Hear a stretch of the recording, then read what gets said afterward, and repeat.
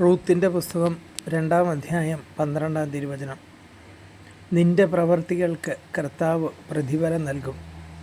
നീ അഭയം പ്രാപിച്ചിരിക്കുന്ന ഇസ്രയേലിൻ്റെ ദൈവമായ കർത്താവ് നിന്നെ സമൃദ്ധമായി അനുഗ്രഹിക്കും.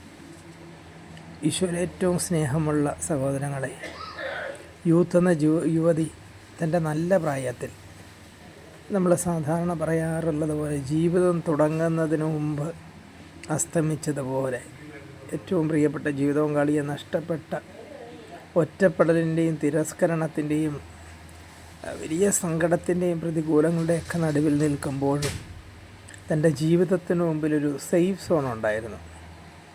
അവൾക്ക് അമ്മായിയമ്മ പറഞ്ഞതുപോലെ തിരിച്ചു പോയി വീണ്ടും ഒരു വിവാഹം കഴിക്കാം, മാതാപിതാക്കൾ, കുടുംബം തിരിച്ചു പോകാമായിരുന്നു. പക്ഷെ അവളൊരു തീരുമാനം എടുത്തു. ആർക്കും വേണ്ടാത്ത വാർദ്ധക്യത്തിലെത്തിയ യാതൊരു പ്രയോജനവും ഇല്ലാതെ തൻ്റെ അമ്മായിയമ്മയെ പരിചരിക്കുക എന്നുള്ളത്.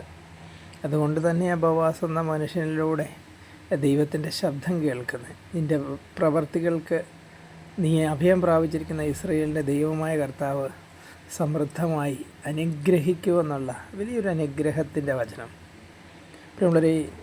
നമ്മൾ ഇതേപോലെ ഒരു സേഫ് സോൺ വിട്ടിട്ട് ഒരു സുരക്ഷിതത്വം ഉണ്ട്, നമ്മൾ രക്ഷപ്പെട്ടു എന്നൊക്കെ പറയുന്ന ഒരവസ്ഥയുടെ നടുവിൽ നിൽക്കുമ്പോഴും, അല്ലെങ്കിൽ ഒറ്റപ്പെടലിൻ്റെയും നഷ്ടത്തിൻ്റെയും വലിയ സങ്കടത്തിൻ്റെയൊക്കെ നടുവിൽ നിൽക്കുമ്പോഴും ചില തീരുമാനങ്ങൾ ദൈവികമായി ദൈവത്തിൽ ആശ്രയിച്ചുകൊണ്ട് 100% ദൈവത്തിൽ വിശ്വസിച്ചുകൊണ്ട് നമുക്ക് എടുക്കാൻ പറ്റുമോ?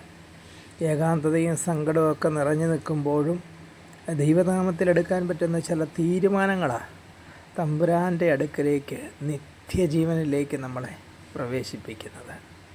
നിത്യതയിലേക്ക് നമ്മുടെ ചുവടുകൾ ഏറ്റവും മനോഹരമായിട്ട് വയ്ക്കാൻ പറ്റുന്നത് നമ്മുടെ തീരുമാനങ്ങളെ പ്രകാരമുള്ളതാണ്. ഞാൻ ഒരു ധ്യാനത്തിന് വേണ്ടി കടന്നു ചെല്ലുമ്പോൾ ഒരു സഹോദരിയെ പരിചയപ്പെട്ടു. ആൾ ഭയങ്കര ഹാപ്പിയാണ്. പറഞ്ഞ ബ്രദറെ, ഞാനാണ് ഇവിടെ ഏറ്റവും കൂടുതൽ സന്തോഷിക്കുന്നത്. 47 പേരുണ്ട്. അതിലേറ്റവും ചെറുപ്പമായി ശ്രീ. ബാക്കി എല്ലാവരും ഒരു 60 വയസ്സിന് മുകളിൽ പ്രായമുള്ളവരാണ്. വിവാഹം കഴിഞ്ഞ് ഏതാനും ദിവസങ്ങൾ കഴിഞ്ഞപ്പോൾ, ശരിക്കും പറഞ്ഞാൽ 2 ആഴ്ച കഴിഞ്ഞപ്പോൾ ജീവിത പങ്കാളിയുടെ കിഡ്നി ഫെയിലാണെന്നറിയുന്നു. പിന്നെ ഒരു 2.5 വർഷത്തോളം ജീവിത പങ്കാളിയെ ഡയാലിസിസ് ആയിട്ട് അങ്ങനെ ചികിത്സയൊക്കെ ആയിട്ട് നടന്നതാണ്.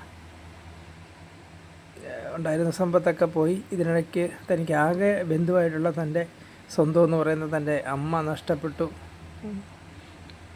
2.5 വർഷത്തെ ചികിത്സയ്ക്ക് ശേഷം ജീവിത പങ്കാളിയെ നഷ്ടപ്പെട്ടു കഴിഞ്ഞപ്പോൾ ജീവിത പങ്കാളിയുടെ മാതാപിതാക്കൾ ഒരു ബാഗിനകത്ത് കുറച്ച് പഴയ ഡ്രസ്സും തൻ്റെ കുറച്ച് സാധനങ്ങളൊക്കെ നിറച്ചിട്ട് എടുത്തു കൊടുത്തിട്ട് പറഞ്ഞു, എങ്ങോട്ടെങ്കിലും പൊക്കോ, ഇനി ഈ വീട്ടിൽ നിൽക്കരുത്.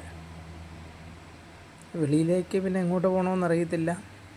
മുമ്പിലൊരു ശൂന്യത മാത്രം. അങ്ങനെ ഞാൻ ധ്യാനം ചെയ്യുന്ന ആരുമില്ലാത്ത, എല്ലാവരും നഷ്ടപ്പെട്ടവരെ പരിചരിക്കുന്ന ആ സിസ്റ്റേഴ്സിൻ്റെ സെൻട്രൽ ഈ സഹോദരി വന്നു വിടുന്നത്. ജീവിതത്തിൽ ഇതുപോലെയാണ്. ഒറ്റപ്പെടലിൻ്റെയും തിരസ്കരണത്തിൻ്റെയും വലിയ സങ്കടങ്ങളുടെയും വലിയ വേദനകളുടെയൊക്കെ നടുവിൽ നിൽക്കുമ്പോൾ, പ്രിയമുള്ളവരെ, റൂത്ത് എടുത്തതുപോലെ തമ്പുരാനിൽ ആശ്രയിച്ചൊരു തീരുമാനം എടുക്കാൻ നമുക്ക് സാധിക്കുന്നുണ്ടോ? നമുക്ക് പ്രാർത്ഥിക്കാം. ഈശോയെ, എന്നെ പൂർണ്ണമായി നിൻ്റെ കരങ്ങളിലേക്ക് ഞാനിപ്പോൾ ആയിരിക്കുന്ന അവസ്ഥയിൽ സമർപ്പിക്കുന്നു. നിൻ്റെ കൃപ എനിക്ക് വേണം. നിൻ്റെ സ്നേഹം കൊണ്ട് എന്നെ നിറയ്ക്കണം.